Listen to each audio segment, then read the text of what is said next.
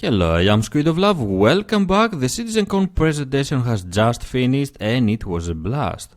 Obviously the highlight of the event and what we were expecting to see the most was the Procedural Planets V2, the new planetary tech that CI is using in order to make the planets of Star Citizen and create a living and breathing universe. This new planetary tech is the direct evolution of the planetary tech we were shown during the Gamescom presentation, and I have to say that it is looking amazing and the planets are looking a lot more realistic and beautiful. The planets created in that way will be more artist authored and driven, and that means that although CI is using procedural techniques in order to create these planets, the artists will have the final say. They will be able to craft the environment, they will be able to decide where to place trees, vegetation, and of course structures. This is making the planets in Star Citizen a lot more alive. This is definitely making the planets in this game very different from other procedurally generated planets in other games. In this demo we were able to see the different biomes, the existence of the different biomes on the surface of this certain planet, which by the way is not one of the planets that will be in the Stanton system that will come with 3.0, but it is a different planet and was created mainly for the purpose of that demo in order to show us the different biomes and of course how they blend together. But like Chris Roberts said, this planet will eventually be in one of the systems in Star Citizen. What made this planet look so alive is of course the high level of detail on the different biomes on the surface of the planet, but also the ability for the different biomes to blend with each other. Biomes will blend with their adjacent biomes and in that way will give a more realistic feeling of traversing a forest, traveling through an area on foot, or simply flying over a certain part of the planet. But with this new technology, the biomes will also control the weather and the clouds. We will have a dynamic weather, a full weather simulation that will be affected and controlled by the different biomes, so we should expect to see different weather in a cold or a hot area. Some key features of this new technology of the Procedural Planets V2 have to do with the terrain. We will have a spherical terrain at a planetary scale for Star Citizen, but also unrestricted view distance. The sun, the star of each system, will also remain still. Everything else will move around the star, which is actually the correct thing to do. So the planets will rotate their axis and they will also rotate around the sun, and this will determine the day and night cycles on the different planets of Star Citizen. Lights and shadows, what you see, will be affected by your location relative to the sun.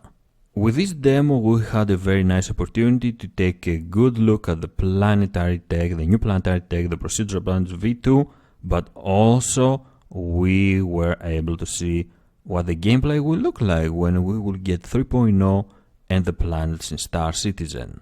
The Alpha 3.0 will bring the full Stanton system and of course give us access to these amazing planets.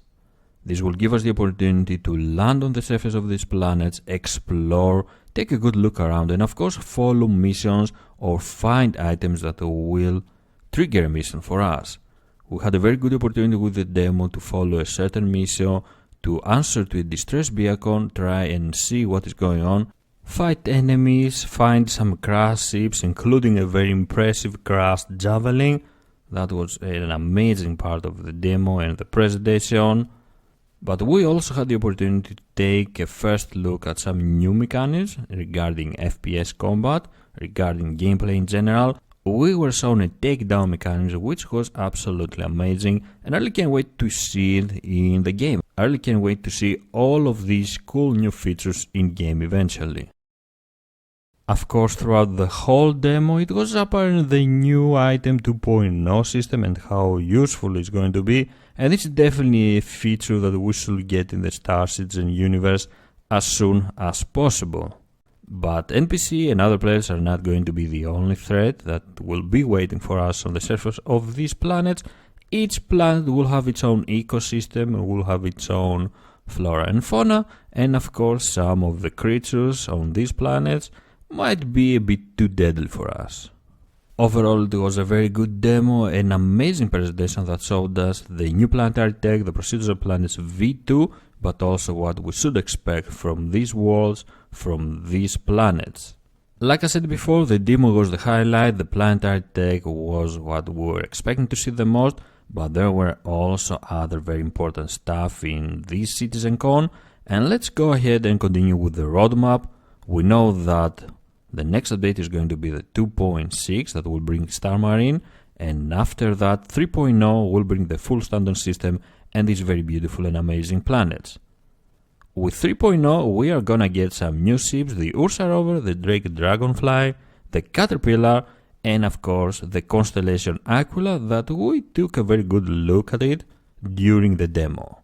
The first set of basic professions will be added with 3.0 as well, but with 3.1 we're gonna get mining and refining, quantum interdiction, which is going to be very interesting. It will definitely change the way we play Star Citizen, the way we fight in space, but also new ships like the Catalyst Red and Blue, the Hull Seed, the Prospector, and the Origin 85X.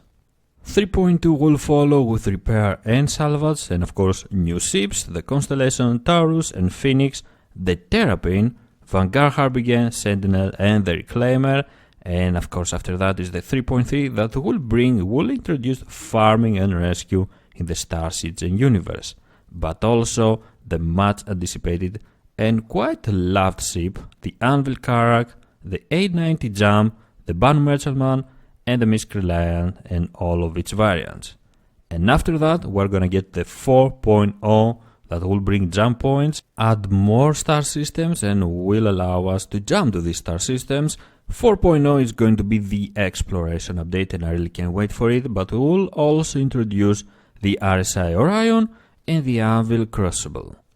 Now when we should expect these updates is unknown, and like Chris Roberts have mentioned in the presentation earlier, we should expect one update every 2 to 3 months. Unfortunately, Squadron 42 was not shown today. We were expecting to see a full sequence, a full mission from Squadron 42. Chris Roberts said that it was not ready, and we should wait a bit more in order to see what Squadron 42 will look like. Probably it will not be ready this year, but I hope we will soon have something on our hands. Maybe they will be able to show us something from the first chapter. At the moment, Squadron 42 has around 28 chapters, which are the equivalent to a bit more than 60 missions, and we should wait a bit more until we can learn more, until we can see more cool new stuff from this part of Star Citizen. Last but definitely not least, the Polaris Sale is on. It will last until next Monday, October 17th, so if you wanna buy the Corvette, the Polaris Corvette, this is your chance. Along with the Polaris, there are a lot more ships on sale, so you can check if you wanna buy one of these vessels as well. There are standalone ships and there are packages that offer you ships that have a certain role, like attackers, bombers, aggressors, and support ships. Go ahead, take a look at the sale. It is a very nice opportunity to buy a ship that is not always available on the store.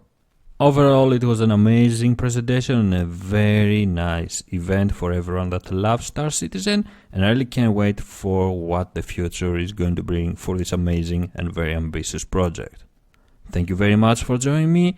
If you enjoyed the video, please don't forget to leave a like and subscribe for more. I am SquidofLove, and I will see you next time. Bye bye.